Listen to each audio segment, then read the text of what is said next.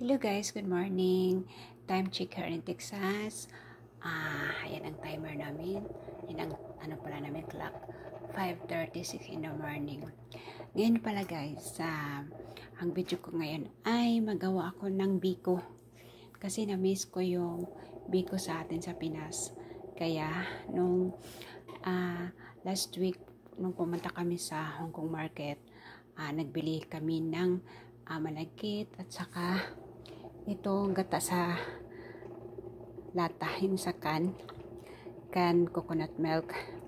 Tapos ngayon nagawa ako ng, kasi ano siya creamy, i-try kong magawa ng latik gamit itong gata na ito. Tapos itong malagkit ko, nakababa na ito kanina, binabad ko na tatlong cup, rice cup. Tapos binabad ko. Tapos ngayon ang gawin ko nito ay ini-steam ko, kasi ayaw ko yung isaing, kasi ayaw ko yung malambot ba, kaya mas maganda pag steam. Ayan, ganun kong ganan. I-steam ko ng mga 30 minutes.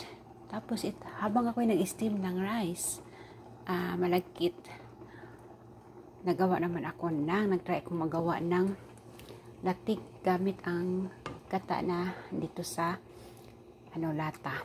Ayan, can.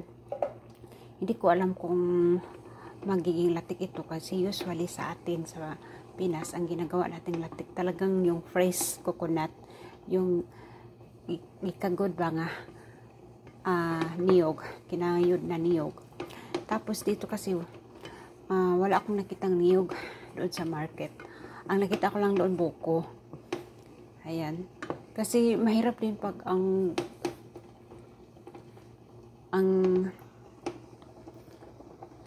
binili ko ay yung coconut talaga. Wala kami kutkuran dire, wala may kayudan dire.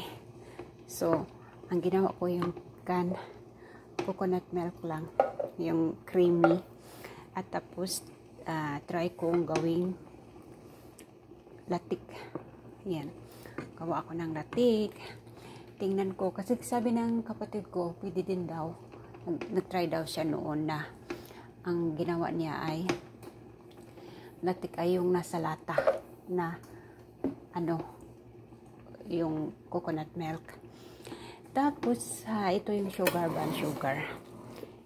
Yan, kasi di ba mamaya pag malatik na ito, lagyan ng sugar. Tapos lagyan ko ng konting asin para hindi naman dili siya bidli kung sa Bisaya pa ba. Butangan na ito gamay nga asin para dili siya bidli. Mga 1/2 teaspoon lang siguro.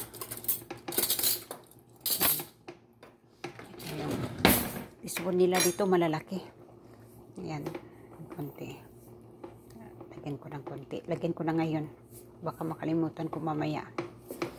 Lagyan ko ng konti lang. 1/4 lang siguro. Kasi malalaki yung dito. Teaspoon. Pero pareho lang siguro ang size. Kaso lang, ang mukha nitong teaspoon na ito malaki.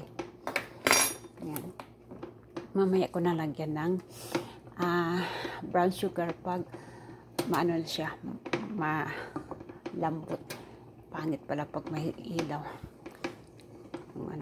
Pangit ang kuha ng camera pag in-on ko yung ilaw dito sa taas. Ayan, kaya mas maganda pag walang ilaw. Bakit may ito? I-adjust ko. Okay, naka-adjust naman ito. Ayan. Ayan na lang sa medium. Nilagay ko sa medium. Medium yan. Naalala ko talaga doon sa nandun pa ako sa Davao. Gawa ako ng biko. Tapos yung gamit kong yung ganito ba, ang gamit ko butin. Kasi sa atin naman mahirap naman ang buhay. Hindi ako bumili ng yung talaga gasol. Ang ginamit kong yung buti na maliit na, tapos nagapoy siya. Kakatakot. Ayan. Dito, ang gamit namin kuryente. And kuryente ang gamit namin dito sa, ito yung electric oven namin. Yan. Hindi mo naman masyadong mahal ang kuryente dito. Pero pag ang binabayaran namin sa kuryente dito, umabot ng 130, 150. Kung sa atin yan, tapos nakauna yung aircon na yun, 150. Kasi pag 100, ano yan, 5,800. Kasi 58 ang palitan.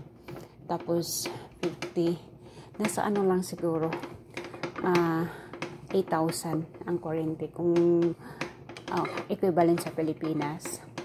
Tapos,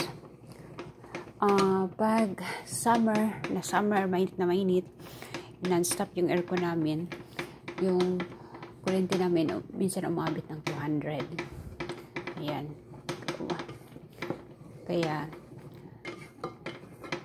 hindi pwede walang aircon pag summer. Ayan. Ang ano po guys, itong video ko, dire-diretso na ito. Kung hindi ako gumagamit ng mga edit,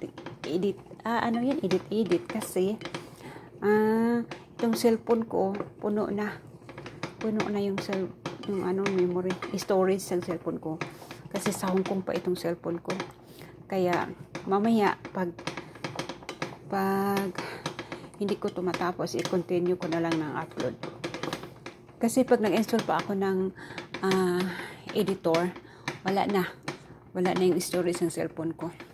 Yan, dito kasi hindi ako nagpapabili ng cellphone. Itong cellphone ko sa Hong Kong, galing pa ito ng Hong Kong dati. Ano na ito, parang 8 years na itong cellphone ko.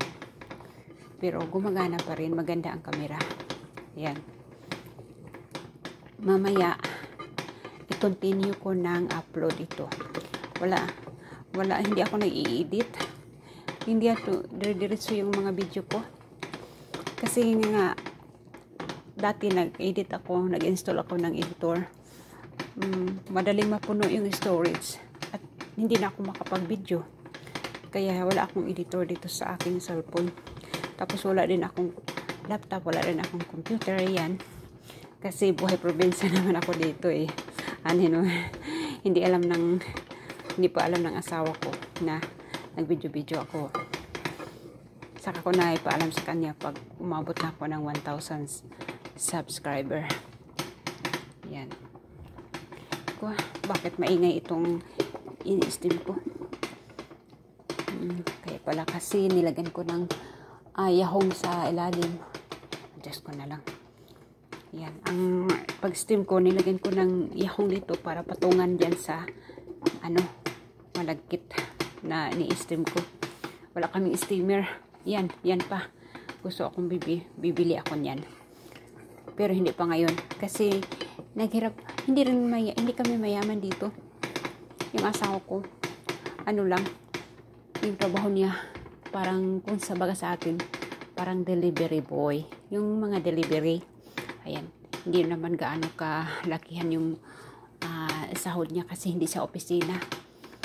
Ayan. Tapos may mga tamang-tama pa. May mga credit card pang babayaran. May bahay pa. Property na babayaran. May tax pa. Ayan. Kaya, dito, buhay-buhay lang. Pero, sa atin kasi sa Pinas, pag nasa US ka na, akala nila mayaman na mayaman. Hindi lahat. Hindi lahat mayaman. Ayun. May sasakyan lang kasi hindi pwede magbagtas dire, hindi pwede maglakad-lakad sa papuntang trabahoan kasi malayo. Nasa probinsya kami, walang taxi, walang bus. Ayan. Kaya kailangan mong may sasakyan. Ang sasakyan naman dito, pwede kang mangutang. Yan. Sa atin naman din, mangutang, di ba? Motorcycle ang gamit sa atin. Utang. Dito, hindi pwede yung service mo motorcycle. Mabubunggo ka dun sa kalsada kasi halos lahat dito sa sasakyan ang gamit. Kaya, pwede ka mangutang ng sasakyan, makabayad ka rin naman kung may trabaho ka. Ayan. O sige guys, i-continue ko mamaya yung aking video. Pagluto na itong aking biko. Sige. Salamat.